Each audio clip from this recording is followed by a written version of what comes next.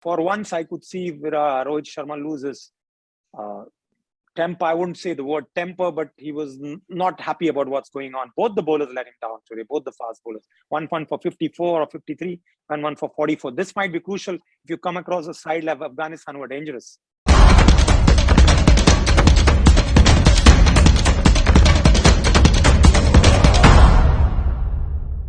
Hello and welcome to Gulf News Straight Bat. It was match number 4 tonight in the Asia Cup between India and Hong Kong.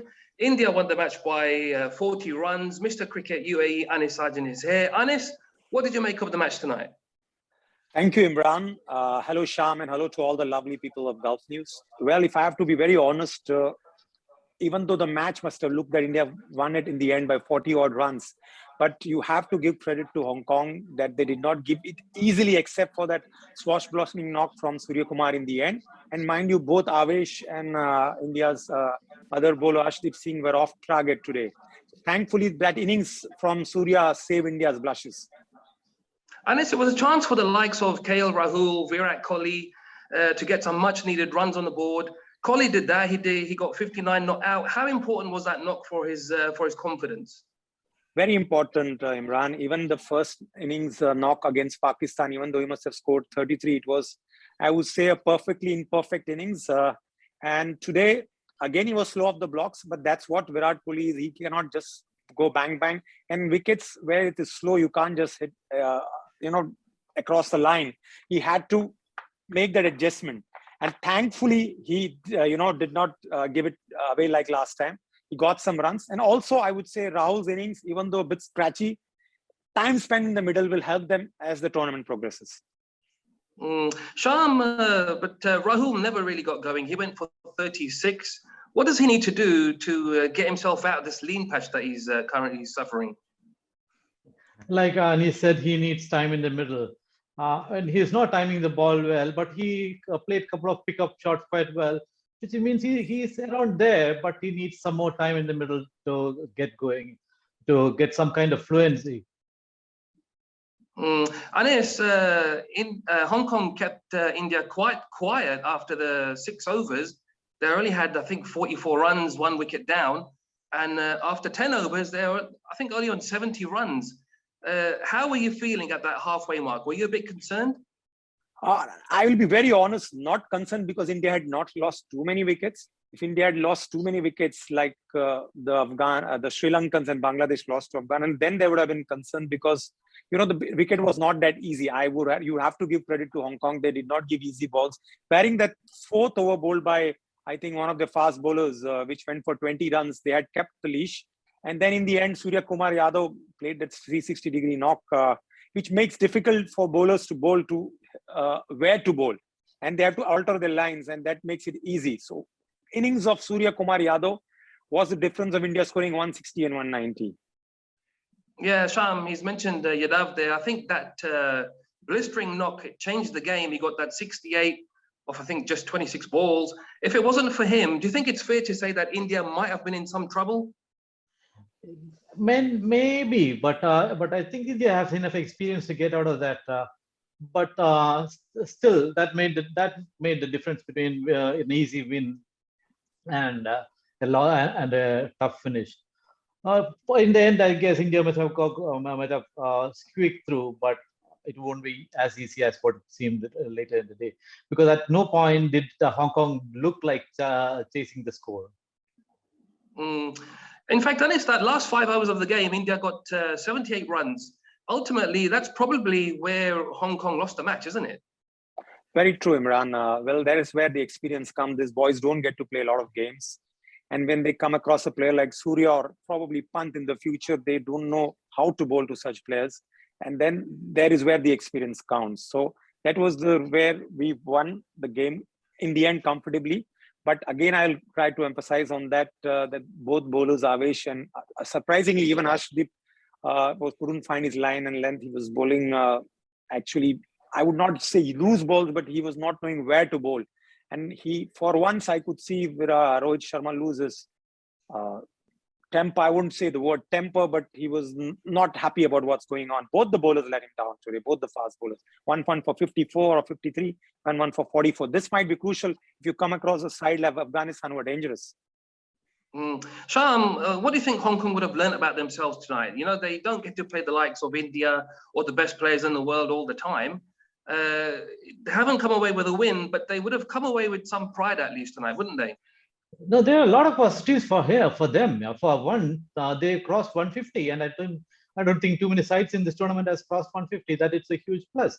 So I mean, especially Baba Hayat showed that he could really play some big shots, and also some bowlers like I think that Shukla had a very excellent spell, and two bowlers, especially Ihsan Khan and Ayush Shukla, they gave less than 30 runs in 4 overs, which is incredible against a side like India, where with such a power-packed batting lineup. So lots, and the fielding was not too bad either. So lots of positives for them to take from this match. Anis, you agree with that? Lots of positives there for Hong Kong? Again, you know, you have this positive as long as you get to play more games. Okay, in the last few months, these boys have played, I think, 20 odd games, but it's against the minnows they have played. They would be happy if they, you know, get to play with India, the Pakistans, and the other nations so that they get tested. Because when you play against the associate nations, I don't say that they're not tested, but you are not up to the wall. Today, they came across Surya Kumar Yadav. Next time, they might come across an Asif Ali, or against Sri Lanka, Rajapaksha, or against Afghanistan, you know, the Zadrans. So this is where they will know where to bowl. And I really hope the ICC takes into account, because you just call them to play an Asia game or a World Cup game. They need to play. Even UAE, I want my boys to play a lot of games so that, you know, they are up for it. Now, UAE is going to Australia. I'm afraid on the back of 2 defeats in the Oman, they won't be prepared. I don't know how much warm-up games they'll get on Australian pitches. We saw how Zimbabwe is struggling against Australia. So more games, more experience. More games needed for all these guys. Yeah, you're right. Especially for Hong Kong, the more they play. But as long as they're learning from the mistakes, no point for them just continuing to play and making the same mistakes. Sham, what do you think? Do you think they're going to learn as they go on? Of course, of course. Like with every match is part of the learning process for them. Today, if you look at most of the shots were, except I think Baba Hayat, most of the shots were played square off the wicket, which means the ball was coming faster onto them, which means they were not able to hit through the line. That is because of the extra speed with the Indian bowlers have, which they don't face in the Associate Nations tournament. That's one thing. If you go to Australia, you get to, or even South Africa, for doesn't matter. You get to pay you get the extra pace and the bounce, which would be again something alien to them. If you go to England, the ball keeps moving around, which is again an unfamiliar scenario for them. So with every place and every match and everywhere they go, they get to learn new things and learn to adapt and adjust their technique accordingly. Okay, from what you've seen of India so far in the tournament, do you fancy their chances of retaining the Asia Cup? Where do you think they need to improve? To me or to Anis? That is. It's Sham to you. You go, Sham, and then Anis can have a think and can answer. Yeah, I mean, I wouldn't read too much into this, because if you look at that, India arrested Hardik Pandya, which was one of the best players in the previous match. So they didn't go full tilt, I would say, in that department. Then also this gives them an opportunity to test. If you look at Avesh Khan, I mean, frankly, I'm not happy with the way he's bowled in the Pakistan match, or today it was even worse. So that is one area where India need to look at seriously. The third seamer is a serious problem, and they need to have a ready-made solution for that. With Arshdeep, I would say it could have been an off day for him, because in the previous match he bowled excellently, and that being a young lad, he's been bowling superbly. So again, it's a part of his learning curve. Spinners bowled excellently, so the bowling department looks okay, except barring the third seamer. Batting, I think, is still we are still taking its own time coming into the own, because I'm glad they're giving time to Rahul to get into the groove, because once Rahul gets into the groove, he can be a good, very, very good asset. But the rest of the things, I think, is falling into place. But Rahul, I think he needs to get out of this rut and play more aggressive cricket. But it's like T20, they're all talking about upping the tempo right from the start. But if Rahul is going to play like this, no, I think then we'll have to look at other options. Anis, is it falling into place for India? I just want to add to Sham's line. I remember before the Asia Cup started, there was that big noise made by the Indians, especially the captain, that we are going to play fearless cricket. And I'm afraid in both the matches, I couldn't see the fearless cricket. They were giving time. So it's gone out the window, or they're giving chance and opportunity for Rahul and Virat to get into their groove. We'll have to wait and watch.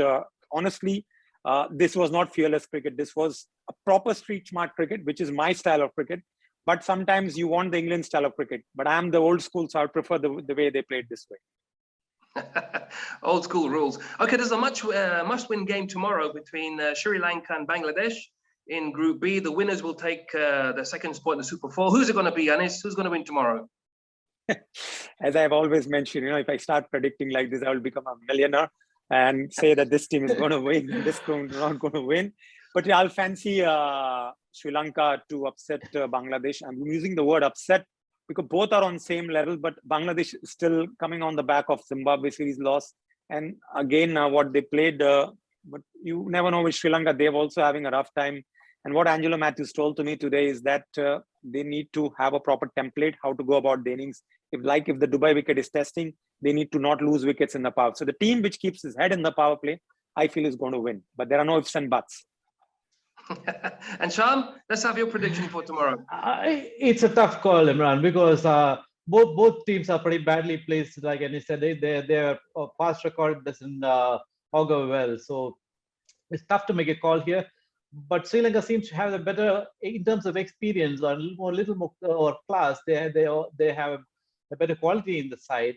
But the biggest asset for Bangladesh is their fighting spirit. They fight like tigers. So I would go with the Bangladesh tomorrow. They need to play like tigers too. Right, we'll see how they both get on tomorrow. I think that wraps it up for tonight. In the meantime, head over to golfnews.com for all the latest news, reviews, comments, videos, and more. Thanks to my guests, and good night. Good night. Good night.